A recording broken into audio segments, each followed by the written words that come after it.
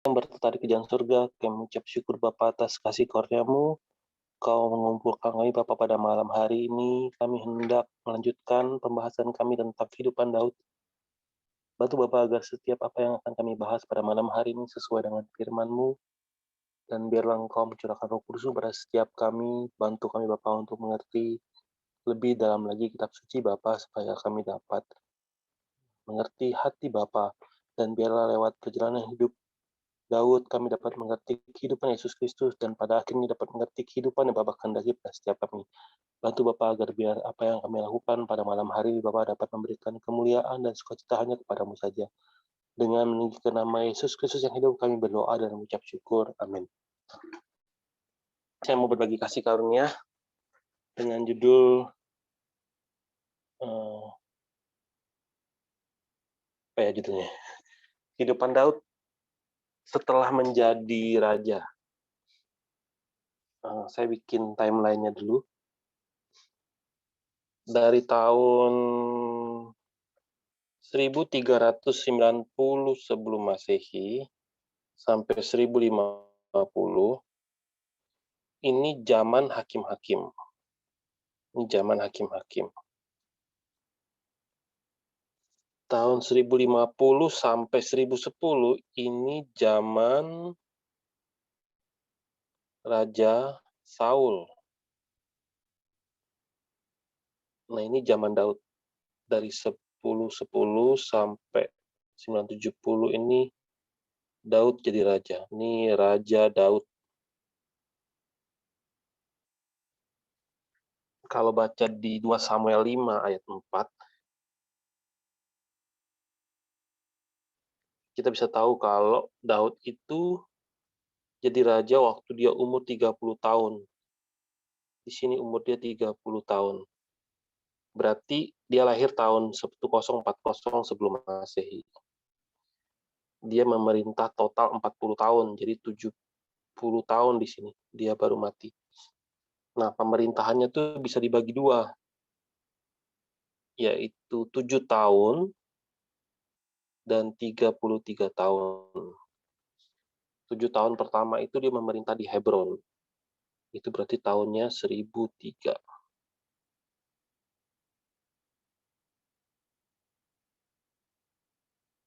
Kemudian 1003 itu dia pindahin ibu kotanya ke Yerusalem.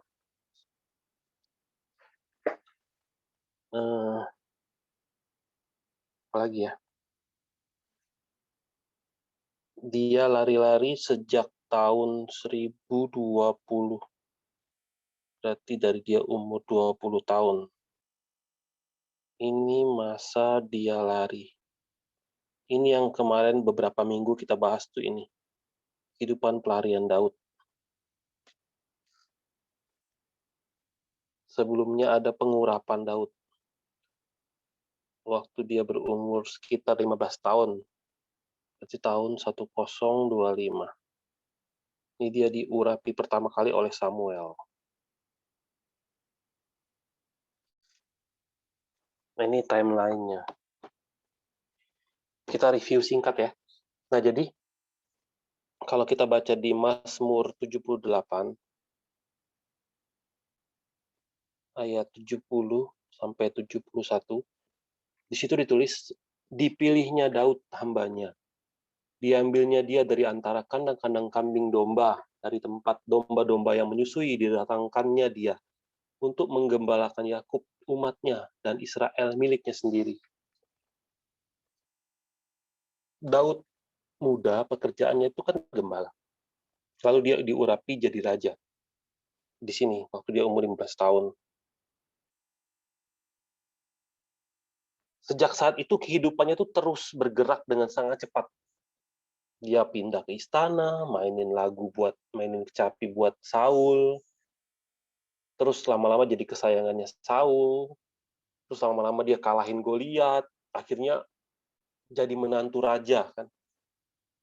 Nah, waktu dia mengalahkan Goliat, itu seperti dia tuh lagi berbuat suatu kebaikan.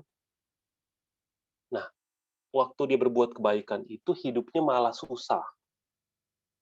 Kan Daud melawan Goliat itu kan bukan gara-gara dia mau membela namanya atau karena Goliat menghina dia, bukan kan, tapi karena Goliat itu menghina Allah. Jadi dia lawan Goliat itu bukan karena dia pengen terkenal. Dia melakukan hal yang baik, tapi gara-gara itu dia harus melewati kehidupan pelarian yang di sini selama 10 tahun. Karena apa? Karena Saul jadi iri kan dan hendak membunuh Daud. Maka Daud itu harus lari-lari selama 10 tahun ke padang-padang gurun. Hidupnya yang lagi naik, lagi nanjak, itu tiba-tiba jatuh gitu. Itu kayak kena cobaan besar. 10 tahun. Nah, di masa ini, itu seperti masa persiapan. Allah lagi mempersiapkan dia untuk jadi untuk jadi raja. Raja berikutnya yang gantiin Saul. Ini masa orang nggak tahu. Orang pikir nih orang sedih banget dikejar-kejar oleh orang yang paling berkuasa di suatu kerajaan. Tapi sebenarnya ini fase di mana Daud itu lagi dipersiapkan. Nah, ketika manusia ditinggikan Allah, karena manusia itu dalam kondisi jatuh dosa, maka ada sifat yang bisa jadi sombong. Karakter manusia itu gitu. Hidupnya mulai enak dikit atau mulai nyaman dikit, kesombongannya itu biasanya ikut. Kalau baca Amsal 16, Amsal 16 ayat 18 sampai 19. Kecongkakan mendahului kehancuran dan tinggi hati mendahului kejatuhan. Lebih baik merendahkan diri dengan orang yang rendah hati daripada membagi rampasan dengan orang congkak. Nah, jadi Daud itu tiba-tiba sangat terkenal kan? Amsal berapa tadi? 16 Ayat. 18 sampai 19. Thank you. Jadi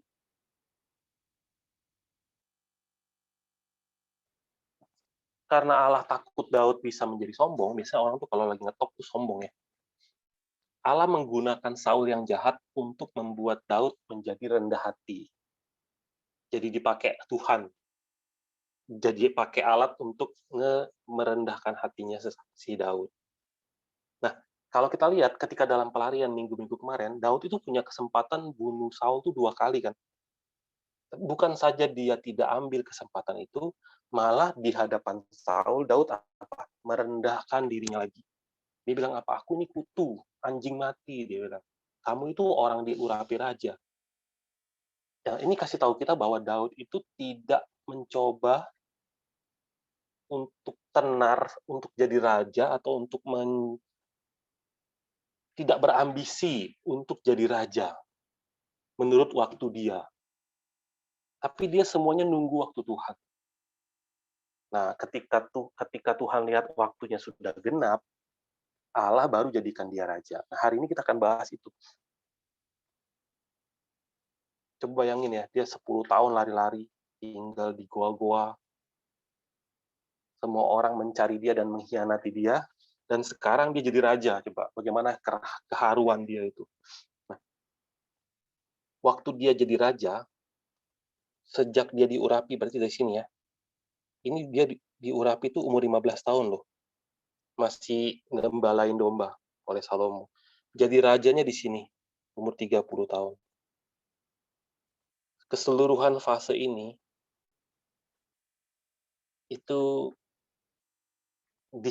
dapat kita simpulkan di ayat 1 Petrus 5 ayat 6. Kalau baca di 1 Petrus 5 ayat 6, karena itu rendahkanlah dirimu di bawah tangan Tuhan yang kuat, supaya kamu ditinggikannya pada waktunya. Jadi itu adalah kehidupan Daud itu seperti itu. Daripada berusaha untuk meninggikan diri sendiri, dia merendahkan diri di bawah tangan Tuhan. Nanti Tuhan yang akan angkat dia sendiri. Nah, di sini di umur 30 terjadilah peristiwa pelantikan Daud. Jadi Saul itu mati di sini. Saul mati. Kalau baca di 2 Samuel 1 ayat 11 sampai 12. Saul mati. Terus Daud tanya dulu kepada di 2 Samuel 2 setelah dengar kabar. 2 Samuel 2 ya, ayat 1-2.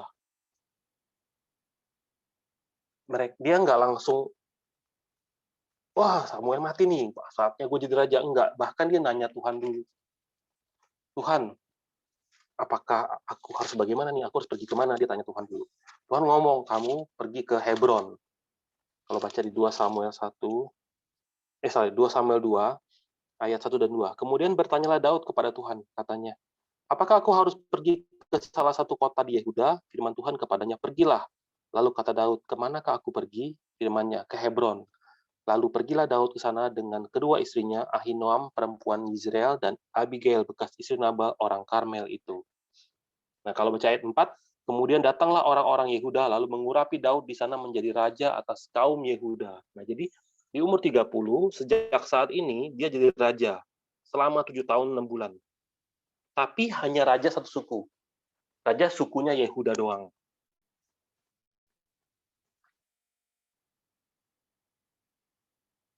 Nah, itu yang terjadi. Kehidupan yang selalu merendahkan diri, Tuhan yang angkat. Kehidupan Daud ini mengingatkan kita kepada Yesus Kristus kan. Kalau kita lihat di Filipi 2 ayat 6-11, kalau baca ayat 6, yang walaupun dalam rupa Allah tidak menganggap kesetaraan dengan Allah itu sebagai milik yang harus dipertahankan, melainkan telah mengosongkan dirinya sendiri dan mengambil rupa seorang hamba dan menjadi sama dengan manusia. Dan dalam keadaan sebagai manusia, ia telah merendahkan dirinya dan taat sampai mati, bahkan sampai mati di kayu salib. Itulah sebabnya Allah sangat meninggikan dia dan mengaruniakan kepadanya nama di atas segala nama. Supaya dalam nama Yesus bertukut segala yang ada di langit, yang ada di atas bumi, dan yang ada di bawah bumi. Dan segala lidah mengaku Yesus Kristus adalah Tuhan bagi kemuliaan Allah Bapa. Nah, kehidupan yang merendahkan diri itu di zaman sekarang tuh sangat susah dicari. Apalagi di zaman yang penuh dengan sosial media ini, semua orang tuh berlomba-lomba untuk meninggikan diri. Sangat langka. Nah, setelah dia jadi raja di Hebron, kan dia memerintah selama 7 tahun. Yang berikut lagi ya. Kemudian, kalau baca di 2 Samuel 5 ayat 5, 2 Samuel 5 ayat 5, di Hebron ia memerintah atas Yehuda 7 tahun 6 bulan, dan di Yerusalem ia memerintah 33 tahun atas seluruh Israel dan Yehuda. Nah, jadi di tahun ini, yang ini ya, 1003 sebelum Masehi, di umur 37 tahun, tadinya dia raja hanya satu suku Yehuda. Sekarang ia raja seluruh suku Israel. Biasanya orang tuh kalau udah menjadi raja, kalau kita sudah mencapai posisi tertinggi, biasanya orang apa? Santai kan. Wah, santai nih, udah bersusah payah sejauh ini. Tapi Daud nggak seperti itu. Ketika dia jadi raja seluruh Israel, dua hal yang dia lakukan. Pertama, dia menaklukkan Yerusalem. Itu di 2 Samuel 5 ayat 6. Yang kedua, dia memindahkan tabut perjanjian. Nah, ini kita hari ini akan fokus di dua hal ini. Ketika Daud menjadi raja, dia melakukan dua hal ini. Menaklukkan Yerusalem sama pindahkan tabut perjanjian. Kita akan lihat yang nomor 2 dulu. Tabut perjanjian ya. Tabut perjanjian itu apa sih? Itu sebenarnya kayu, kayak box kayu, cuman box kayu tapi dilapisi emas. Dia ada cincin-cincinnya, terus ada tongkat kayu yang bisa dimasukin ke cincinnya itu, ke gelangnya. Jadi bisa diangkat. Nah, terus kemudian di atas tutup tabut itu, di atas tutupnya itu ada dua malaikat. Ini sayapnya, dua malaikat. Sayapnya tuh ketemu gitu, dua malaikat gitu. Ini malaikat. Nah, yang di dalam tabut ini ada 3 benda, ada, 2 loh batu, ada 2 loh batu, ada, buli-buli mana, sama ada tongkat Harun. Tongkat Harun yang bertunas. Nah, ini 3 benda ini tuh memiliki sejarah dan arti yang sangat luar biasa. Ini kalau bahas ini 3 pertemuan nggak cukup nih bahas ini doang. Nah, tapi yang paling penting, tabut ini adalah simbol dari hadirat Allah. Ini simbol hadirat Allah.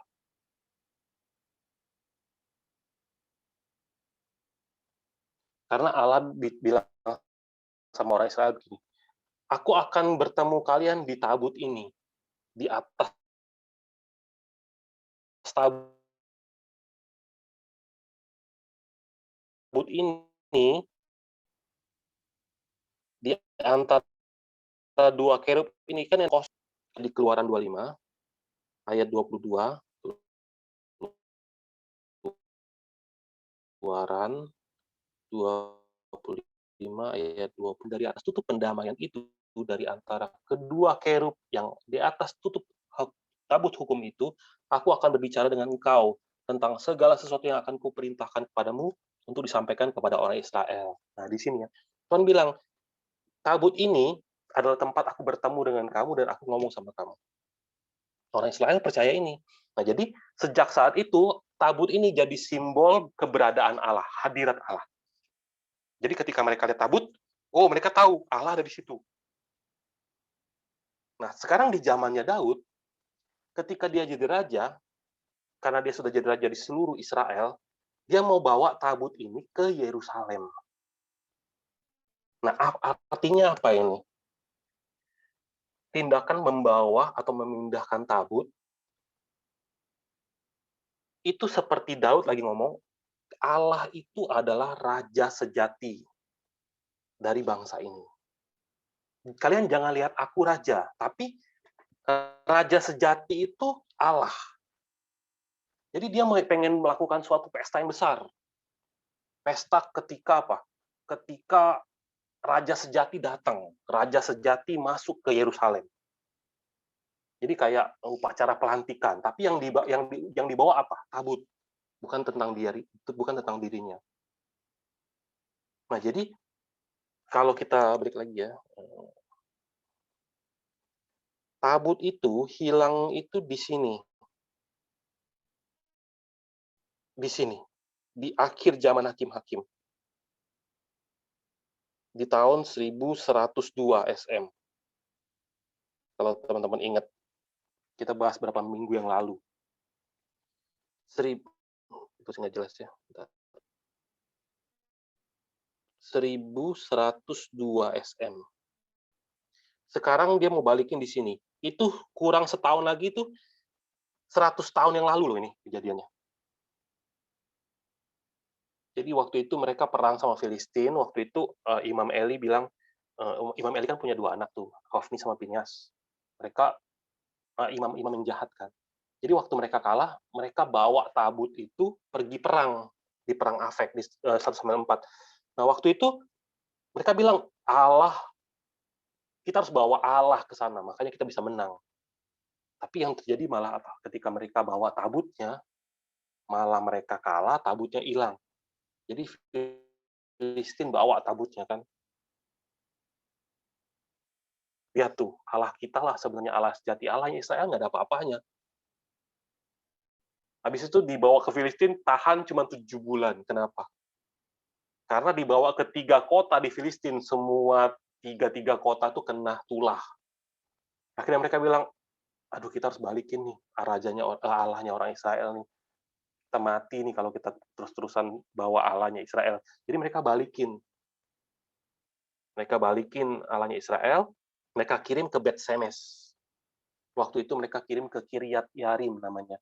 Di situ ada nama orang namanya Abinadab. Nah, di rumah Abinadab itu, terus diam di situ sampai kapan? Dari sini ya, di rumah Abinadab, terus sampai di sini. Sampai ke keinginan Daud mau bawa itu. Jadi di masa Saul jadi raja, Di masa Saul ini, tabut itu nggak dipeduliin sama Saul. Nah, akhirnya setelah Daud jadi raja seluruh Israel, supaya semua bangsa itu menjadi satu bangsa yang bersatu di bawah Allah, Daud memutuskan untuk kita harus bawa tabut. Kalau baca di 1 Tawarik 13, 1 Tawarik 13 ayat 1 sampai 4, Daud berunding dengan pemimpin pasukan 1.000 dan pasukan 100 dan dengan semua pemuka. Berkatalah Daud kepada seluruh jemaah Israel, jika kamu anggap baik dan jika diperkenankan Tuhan Allah kita, baiklah kita menyuruh orang kepada saudara-saudara kita yang masih tinggal di daerah-daerah orang Israel, dan di samping itu kepada para imam dan orang-orang Lewi yang ada di kota-kota yang dikelilingi tanah penggembalaan mereka, supaya mereka berkumpul kepada kita. Dan baiklah kita memindahkan tabut Allah kita ke tempat kita, sebab pada zaman Saul kita tidak memindahkannya. Maka seluruh jemaah itu berkata bahwa mereka akan berbuat demikian, sebab usul itu dianggap baik oleh segenap bangsa itu. Jadi kata Daud kan, ayolah kita bawa balik yuk tabutnya yuk. Karena dulu di zaman Saul kan kita nggak peduliin kan. Ayolah kita bawa balik yuk. Ayo kita kita jadi di kota kita tuh kita punya Allah kita tuh ada bersama-sama dengan kita. Nah, kalau baca di 2 Samuel 6 perinciannya ya, di 2 Samuel 6, teman-teman kalau baca di rumah, Daud itu bawa 30.000 orang. Itu ada dicatat di 1 Tawarik 12 juga ayat 1 sampai 2. Kalau baca di 2 Samuel 6 ayat 5, 2 Samuel 6 ayat 5, Daud sendiri ikut. Daud dan seluruh kaum Israel menari-nari di hadapan Tuhan dengan sekuat tenaga diiringi nyanyian kecapi gambus, rebana, kelentung, dan ceracap. Jadi Daud dengan sejumlah orang besar itu kayak lagi mau ngiring raja Israel masuk, yaitu tabut itu kan hadirat Allah mau masuk. Dengan sangat megah. Tapi waktu itu yang terjadi apa? Ayat 6 sampai 7. Ketika mereka sampai di tempat pengirikan Nakon, maka Uza mengulurkan tangannya kepada tabut Allah itu, lalu memegangnya karena lembu-lembu itu tergelincir. Maka bangkitlah murka Tuhan terhadap Uza, lalu Allah membunuh dia di sana karena keteledorannya itu ia mati di sana dekat tabut Allah itu.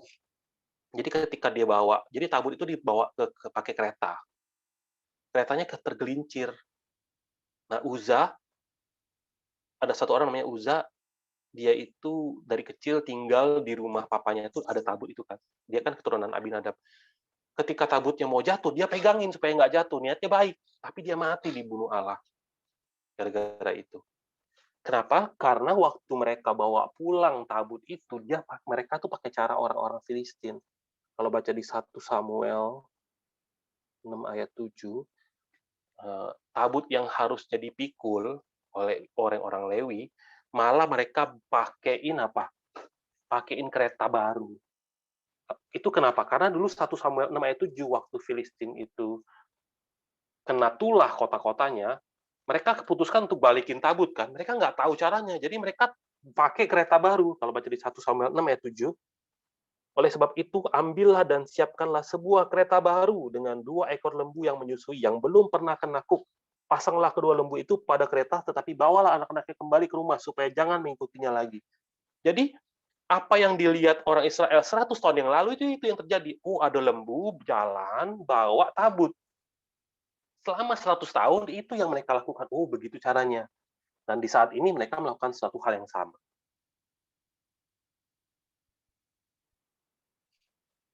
Apakah Daud mengasihi Allah? Daud itu kan mengasihi Allah kan? Apakah Daud dapat dikatakan orang yang mengenal Allah? Kita udah lihat perjalanan padang gurun dia lakukan. Dia lewati kan. Pasti dia mengenal Allah lah. Apakah Daud berhak menganggap dirinya sebagai orang yang kenal Allah? Berhak dan pasti berhak. Kalau kita baca di 1 Tawarik 15 ayat 12 sampai 15,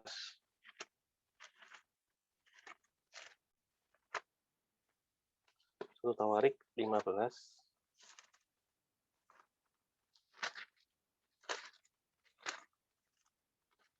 ayat 12 sampai 15 ya.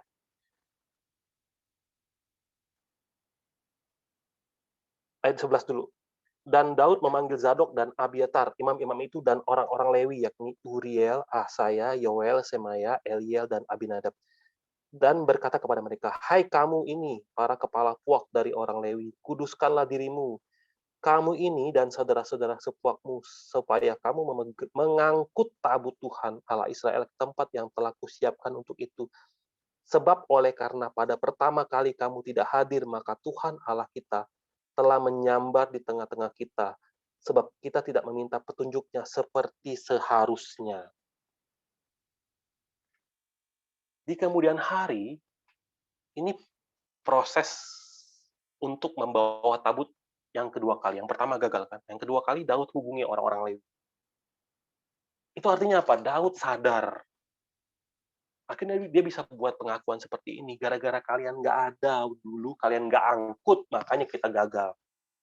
Makanya Uza mati. Karena kalian nggak pindahin tabut sesuai dengan perintah Allah. Karena kalau baca di Bilangan 4, ayat 15, jelas dikatakan, tabut itu harus dibawa hanya oleh Lewi, bukan di kereta.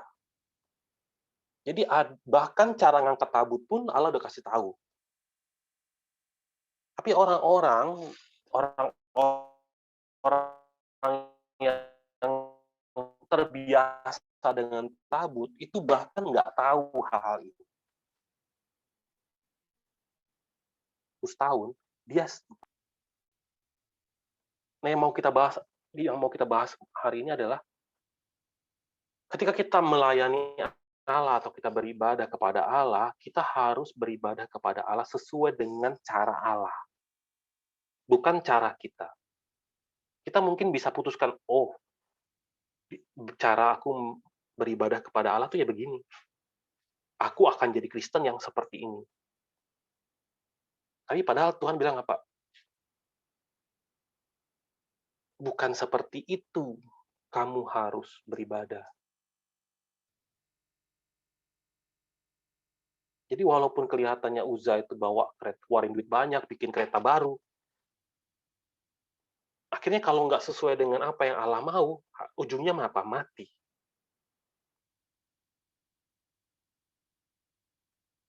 Bukan artinya kalau hari ini kita salah beribadah kepada Allah, di gereja, terus tiba-tiba Tuhan akan langsung sambar kita dan kita mati. Bukan seperti itu ya. Tapi lebih ke kita harus sadar bahwa ada cara yang benar untuk menyembah Allah atau melayani Allah. Ada cara yang benar. Nah, untuk tahu itu, kita harus belajar firman. Itu dari mana? Dari Alkitab. Bukan dengan bagaimana kita bayang-bayangin atau kita pikir Allah kayaknya harus maunya begini gitu ya. Bukan seperti itu. Kita harus benar-benar belajar sesuai dengan apa yang Alkitab katakan. Sesuai dengan firman Tuhan. Kalau kita baca di Roma 10 ayat 2 sampai 3, Roma 10 ayat 2 sampai 3, sebab aku dapat memberi kesaksian tentang mereka bahwa mereka sungguh-sungguh giat untuk Allah, tetapi tanpa pengertian yang benar. Sebab oleh karena mereka tidak mengenal kebenaran Allah dan oleh karena mereka berusaha untuk mendirikan kebenaran mereka sendiri, maka mereka tidak takluk kepada kebenaran Allah.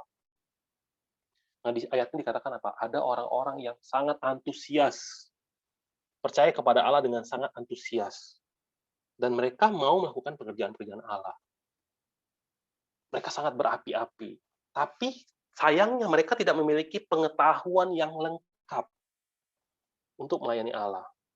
Jadi akhirnya mereka ngapain? Jadi mereka melayani Allah sesuai dengan pikiran dan kehendak hati sendiri. Bukan sesuai dengan kebenaran Allah. Dan hal ini pun bisa terjadi pada kita. Kalau kita tidak memiliki pengetahuan yang benar akan firman Allah, ini akan terjadi pada kita. Makanya kita harus benar-benar baca Alkitab. Jangan sampai nggak baca Alkitab. Dan kita harus sebisa mungkin belajar firman Tuhan. Nah, itu yang pertama. Memindahkan tabut. Hadirat Allah memasukkan.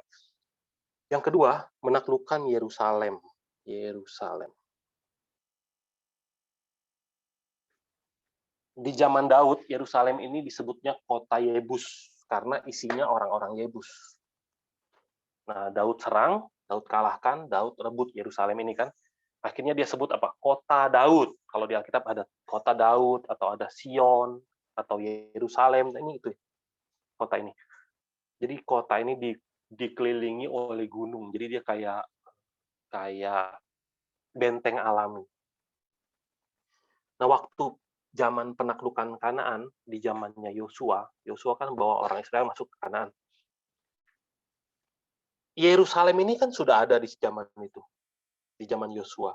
Bahkan sudah ada rajanya. Kalau baca di Yosua 10 ayat 1 di situ disebut rajanya namanya Adoni Zedek, nama rajanya. Jadi kerajaan ini sudah ada, kerajaan Yerusalem. Kalau Yeru itu kan kota. Ini katanya Yeru itu kota. Salem itu damai. Kalau ibu kota Korea Utara, apa ya, Pyongyang ya. Pyongyang ya. Itu juga damai artinya. Jadi kalau ibu kota Korea Utara itu kota damai. Yerusalem itu sebenarnya. Nah, jadi Yerusalem itu sudah ada. Nah, sekarang kita mau fokus ke pencatatan Mazmur. Kitab Mazmur. Kalau teman-teman cari, di antara pemazmur itu ada Daud, ada Asaf, ada beberapa orang pemazmur. Mereka tulis kitab Mazmur, mereka sebutin Yerusalem itu 17 kali. Pas 17 kali. Nah, saya catetin ayatnya ya, bisa teman-teman catat juga. Mazmur 51 ayat 18, 68 ayat 29, 79 ayat 1, ayat 3, 102 ayat 21, 116 ayat 19, 122 ayat 2, ayat 3, ayat 6, 125 ayat 2, 128 ayat 5, 135 ayat 21, 137 ayat 5, 6 dan 7, 147 di sini ya, 147 ayat 2, yang terakhir ayat 12.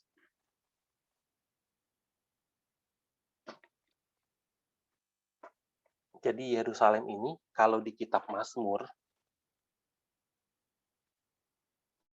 ada 17 kali dicatat. Kita lihat beberapa ayat ya. Tapi nanti kalau ada kesempatan baca semua aja. Mazmur 147 ayat 2. Tuhan membangun Yerusalem. Ia mengumpulkan orang-orang Israel yang tercerai-berai. Nah, di sini di ayat ini tulis apa? Tuhan yang bangun Yerusalem. Tuhan yang bangun loh. Mazmur 116 ayat 19. Di pelataran rumah Tuhan, di tengah-tengahmu ya Yerusalem, haleluya. Jadi dari ayat ini disebut apa? Di tengah-tengah Yerusalem itu ada pelataran rumah Tuhan. Berarti apa? Di tengah-tengah Yerusalem ada rumah Tuhan. Mazmur 51 ayat 18.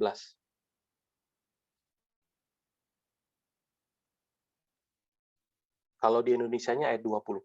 Lakukanlah kebaikan kepada Sion menurut kerelaan hatimu. Bangunkanlah tembok Yerusalem. Nah, ayat ini mengatakan bahwa sesuai dengan kerelaan hati Tuhan, diminta agar Tuhan sedia membangun tembok-tembok Yerusalem. Mazmur 102 ayat 22.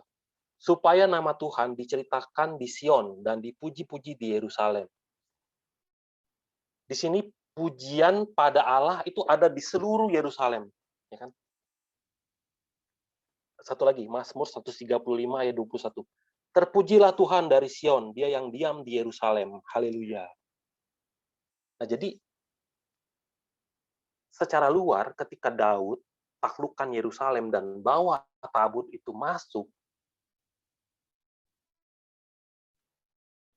ini kan nyanyian-nyanyian ini kan tentang nanti di Yerusalem itu Salomo bangun bait sucinya, terus tabut bangun temboknya.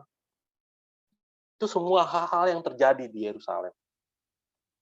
Nah, tapi kalau kita benar-benar fokus dan perhatikan Mazmur-Mazmur ini, kita bisa lihat apa? Ini bukan ngomongin Yerusalem, kota secara luar. Secara tadi kan ayat Mazmur 147 ayat 2, Tuhan membangun Yerusalem. Ia merenungin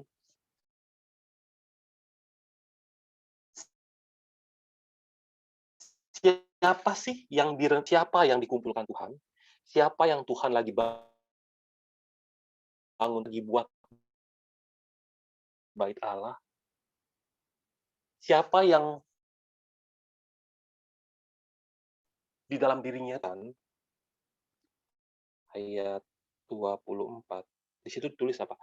Sebab Kristus bukan masuk ke dalam tempat kudus buatan tangan manusia yang hanya merupakan gambaran saja dari yang sebenarnya, tetapi ke dalam sorga sendiri untuk menghadap hadirat Allah guna kepentingan kita. Jadi Kristus itu tempatnya bukan tempat yang dibikin manusia, buatan tangan. Kristus itu tempatnya ke dalam sorga. Maka kita bisa ngerti bahwa apa? Oh, berarti Yerusalem yang lagi dikata-katakan ini, itu tuh sebenarnya ngomongin manusia, ngomongin kita masing-masing. Kitalah yang harusnya jadi kota yang dibangun Tuhan. Kitalah harusnya jadi tempat di mana Allah berdiam. Kitalah di mana pelataran bait suci Allah itu ada. Kitalah tempat di mana pujian syukur itu penuh. Dengan kata lain apa? Sorga. Makanya kalau baca di Mazmur 125 ayat 2, Mazmur 125 ayat 2, Yerusalem, gunung-gunung sekelilingnya. Demikianlah Tuhan sekeliling umatnya dari sekarang sampai selama-lamanya. Mazmur katakan gitu, Yerusalem itu kan dikelilingin gunung kan? Nah, kalian pun kalau kalian dikelilingi Allah, kalian ada berada di tengah-tengah Allah, itu Yerusalem. Nah, dari 17 ayat di Mazmur ini, kita bisa lihat bagaimana Tuhan tuh merencanakan tentang Yerusalem. Isi-isinya tuh apain tentang Yerusalem itu? Orang-orang kepunyaannya sendiri di mana dia tinggal di dalamnya. Itu Yerusalem. Ini ngomongin kita hari ini. Nah, kalau baca di Mazmur 132 ayat 1 sampai 5, saya bacain ya. Mazmur 132 ayat 1 sampai 5. Nyanyian ziarah. Ingatlah ya Tuhan kepada Daud dan segala penderitaannya. Bagaimana ia telah bersumpah kepada Tuhan, telah bernazar kepada yang maha kuat dari Yakub. Sesungguhnya aku tidak akan masuk ke dalam kemah kediamanku, tidak akan berbaring di ranjang petiduranku. Sesungguhnya aku tidak akan membiarkan mataku tidur atau membiarkan kelopak mataku terlelap sampai aku mendapat tempat untuk Tuhan, kediaman untuk yang maha kuat dari Yakub. Kalau lihat ayat ini, di situ ditulis nyanyian ziarah, sebuah sumpah, sebuah nazar. Isinya apa? Sampai mendapatkan tempat kediaman bagi Allah.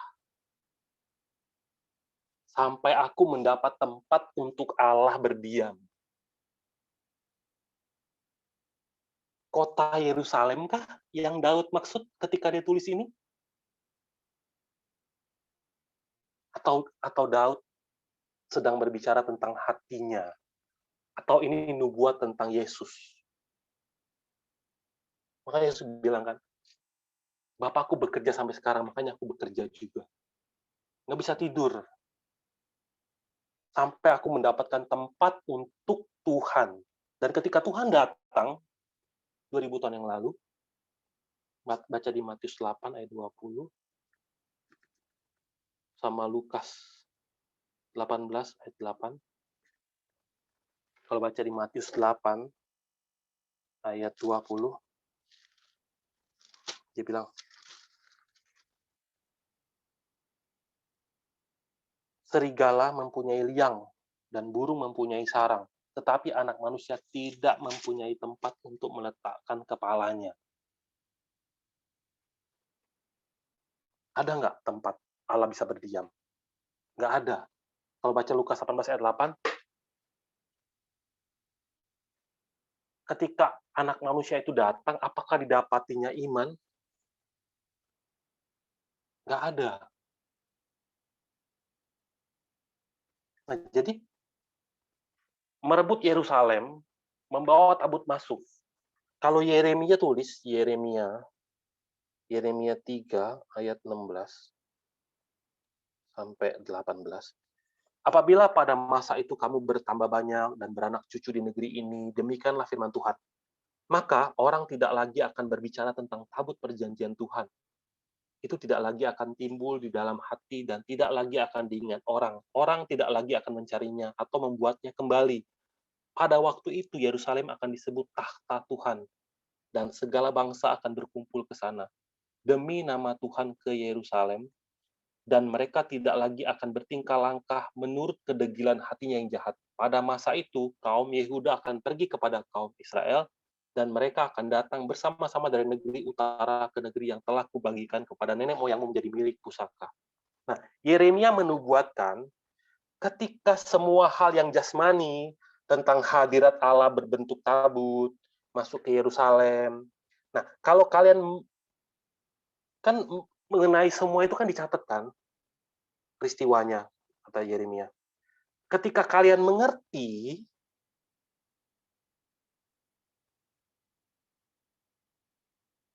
ini bukan semua tentang hal yang jasmani, ketika kalian mengerti, maka bukan cuma ada bait suci di Yerusalem, tapi dikatakan apa? Yerusalem itu yang jadi tahta Allah. Ayat 17, pada waktu itu Yerusalem akan disebut tahta Tuhan.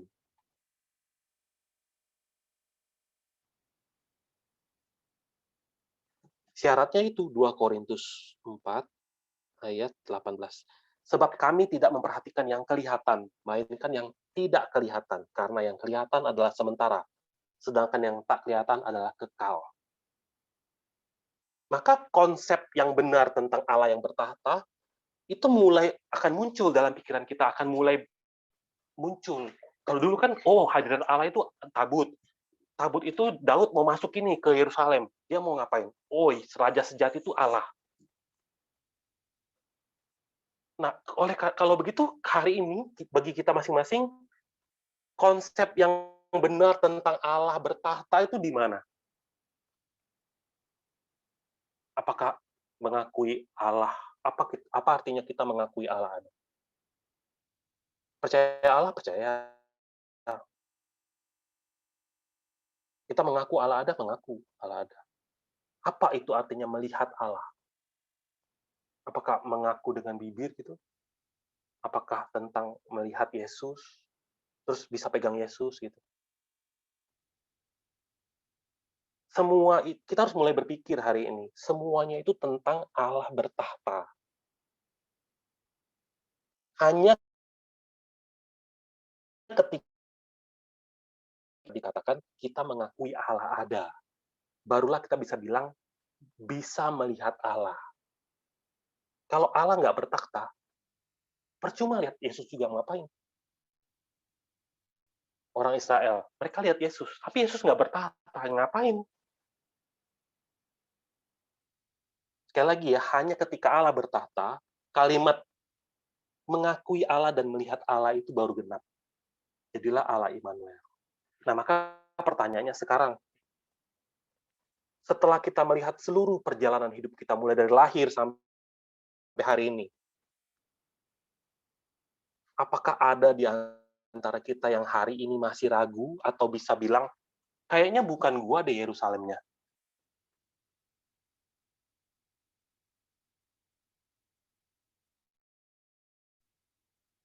Karena saya sungguh-sungguh percaya bahwa kita semua inilah Yerusalemnya. Tapi apakah Yerusalem ini siap dimasuki tabut atau enggak? Bagaimana caranya kita bisa menjadi Yerusalem yang sejati? Kalau di akhir zaman, Yohanes bilang di Wahyu 21, Wahyu 21 ayat 2. Dan aku melihat kota yang kudus, Yerusalem yang baru turun dari surga, dari Allah, yang berhias bagaikan pengantin perempuan yang berdandan untuk suaminya. Lalu aku mendengar suara yang nyaring dari takhta itu berkata, lihatlah, kemah Allah ada di tengah-tengah manusia, dan ia akan diam bersama-sama dengan mereka. Mereka akan menjadi umatnya, dan ia akan menjadi Allah mereka. Satu lagi ayat 9, maka datanglah seorang dari ketujuh malaikat yang memegang ketujuh cawan yang penuh dengan ketujuh malapetaka terakhir itu. Lalu ia berkata kepadaku, katanya, marilah ke sini, aku akan menunjukkan kepadamu pengantin perempuan, mempelai anak domba. Lalu di dalam roh ia membawa aku ke atas sebuah gunung yang besar lagi tinggi, dan ia menunjukkan kepadaku kota yang kudus itu, Yerusalem, turun dari surga dari Allah.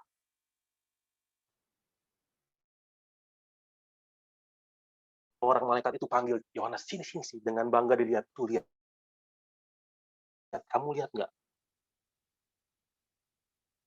Terus dengan bangga Allah bilang, ini loh pengantin perempuan. Lihatlah. Nah, Yerusalem yang di akhir zaman ini, Yerusalem baru itu akan datang, akan terjadi. Bagaimana caranya? Kok bisa ada Yerusalem ini? Yerusalem yang dari Allah, yang turun dari surga. Kok bisa? Karena apa? Bisa kenapa? Karena Allah yang lakukan. Karena Tuhan yang kerjakan. Kalau baca di Efesus 5, ayat 23 sampai 24, lanjut ayat 27. Karena suami adalah kepala istri, sama seperti Kristus adalah kepala jemaat.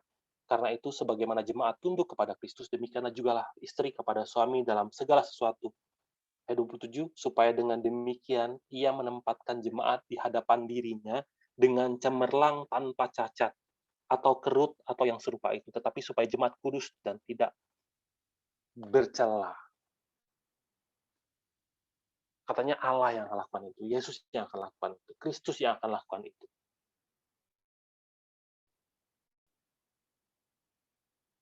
Kedatangan pertama, dia datang, dia disalib.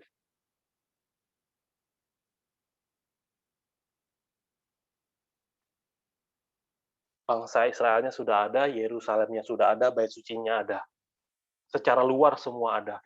Tapi konsep Allah bertahta muliakan aku dengan bibirnya, tapi hatinya jauh daripadaku. Tapi di akhir zaman, Kristus sendiri yang akan bikin mempelainya itu jadi layak. Sesuai seperti apa yang dia mau. Kristus yang akan bikin.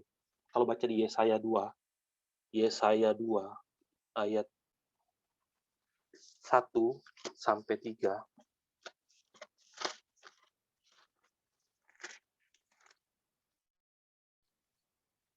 Firman Tuhan yang dinyatakan kepada Yesaya bin Amos tentang Yehuda dan Yerusalem akan terjadi pada hari-hari yang terakhir. Gunung tempat Tuhan, tempat rumah Tuhan akan berdiri di bukit, segala bangsa akan berduyun-duyun ke sana. Dan banyak suku bangsa akan pergi serta berkata, mari kita naik ke gunung Tuhan, ke rumah Allah Yakub, supaya ia mengajar kita tentang jalan-jalannya, dan supaya kita berfirman Tuhan dari Yerusalem.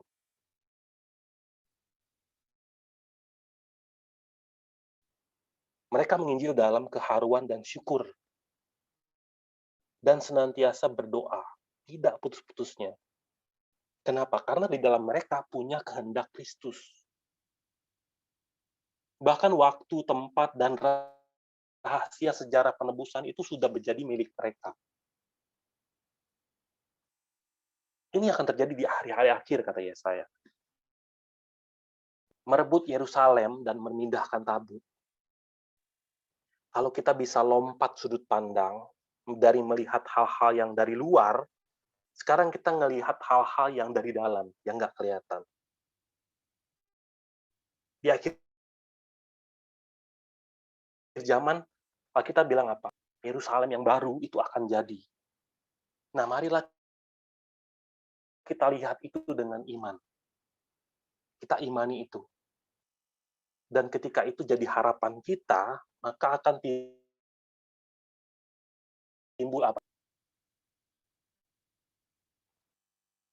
Doa menghasilkan syukur, syukur akhirnya. Kalau baca di Titus 2 ayat 14, yang telah menyerahkan dirinya bagi kita, bagi dirinya suatu umat, kepunyaannya sendiri, yang rajin berbuat baik. Saya percaya untuk itulah bahkan kita dipanggil sampai hari ini. Dibentangkan, diajarin tentang bagaimana sih rahasia Alkitab. Karena pada setiap kita diberikan tugas untuk menjadi orang-orang yang membangun kota di Yerusalem, kota damai.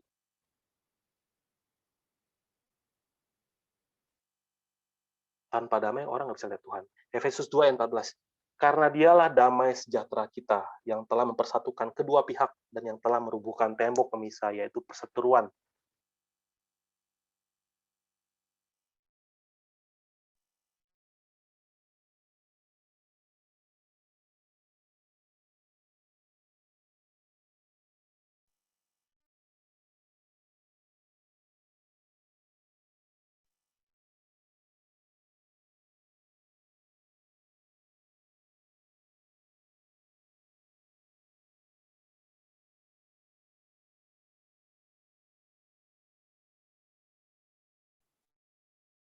Kalau ada satu orang yang kenal Yesus waktu itu, waktu dia datang, Allah, hari ini genap Immanuel. Kamu Allah bersama-sama dengan manusia. Itu bagus kan? Tapi nggak ada satu orang pun yang kenal dia, malah dia disalib. Nah, Allah yang kita sembah benar-benar harus bertahta di dalam hati kita. Supaya ketika Allah lihat kita, Allah berkata, "Hei, lihat, itu Yerusalem baru." Nah, dengan iman kita lihat itu, kita doa. Semoga kita semua saling menguatkan di dalam pengetahuan yang benar akan firman Allah dan berjuang bersama-sama untuk membangun kota Yerusalem di akhir zaman. Ini pembahasan yang pertama dari kehidupan Daud menjadi raja. Kita lanjutin lagi minggu depan. Ada pertanyaan nggak?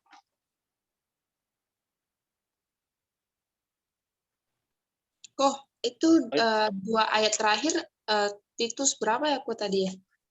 Titus 2 ayat 14. 14 dan Efesus 2 ayat 14. 2:14. Yes. Oke, thank you. Thank you. Nggak ada pertanyaan ya? Sorry. Minggu depan itu ada seminar tanggal 17. Firman yang ditulis oleh pendeta senior. Saya kan kebetulan ngedit bagian resensi, rekomendasi dari ahli-ahli teologi, bagaimana pendapat mereka tentang tulisan-tulisan pendeta senior Abraham Pak, penulis buku sejarah penebusan. Mereka tuh rata-rata sangat kagum dan sampai bilang, waduh ini rahasia Alkitab ribuan tahun dibuka pertama kali. Semua firman yang tadinya tertutup sekarang lagi dibukakan. Jadi ini kesempatan yang baik sekali lewat webinar ini. Teman-teman tolong sebarkan dan ajak sebanyak-banyak mungkin orang sehingga pengetahuan akan Tuhan itu dan iman kita kepada Yesus Kristus itu makin bertumbuh. Ya itu aja. Yuk kita tutup dengan doa Bapa kami. Bapa kami di surga, dikuduskan nama, datanglah kerajaan-Mu, jadilah kehendak di bumi seperti di surga. Ya kami pada hari ini kami secukupnya dan belaskan kami seperti kami pun mengampuni orang yang bersalah kepada kami dan masukkan kami dalam cobaan, tetapi lepaskanlah kami sampai selamanya. Ya, Cinita.